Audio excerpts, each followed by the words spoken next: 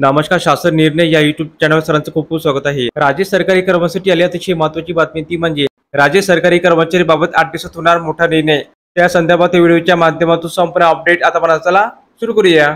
मुख्यमंत्र्यांनी मला आपल्याला हे सांगण्यासाठी पाठवलं आहे की तुमच्या ज्या काही मागण्या असतील, जुन्या पेन्शन आणि नवीन पेन्शनमध्ये जो काही फरक तुम्हाला वाटतो या संदर्भात आपण निश्चितपणे चर्चा करू.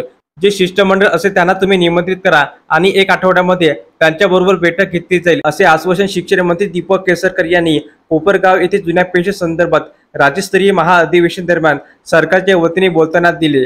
यावेळी बोलताना केसरकर म्हणाले, आपल्या मागण्या संदर्भात निश्चितपणे कुठेतरी आपल्याला एकत्रित बसायला लागेल. महाराष्ट्र शासन असे एकमेव आहे की जे ठरलेल्या वेळेला आपली पेन्शन देते आणि तुमच्या अकाउंटला जमा होते. आमच्या शिक्षकांचा थेट पगार आपल्या अकाउंटला जमा होतो. अशा पद्धतीने महाराष्ट्र शासन काम करते आणि त्यांच्यामुळे आपण एकत्रित बसून पेन्शनच्या बाबतीत काय सुधारणा करायची आणि 100% सुधारणा करू, हे मुख्यमंत्री यांनी सांगितले आहे. मला तुमचं म्हणणं ऐकून घेण्यासाठी पाठविलं आहे.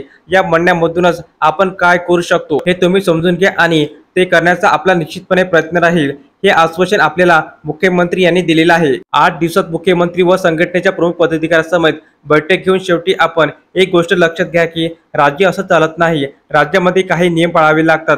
बोलाची कडी आणि बोलाचा भात चालत नसतो.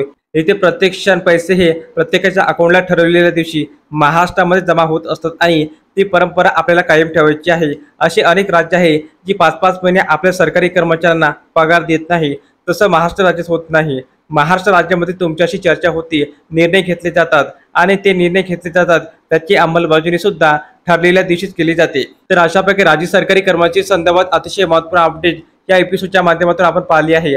तर हा व्हिडिओ आपण आवडला असेल तर चॅनलला नक्की सबस्क्राईब करा, लाईक करा, कमेंट करा आणि असेच नवनवीन अपडेट मिळण्यासाठी शासन जी युट्यूब चॅनलला सबस्क्राईब करायला अजिबात विसरू नका. धन्यवाद.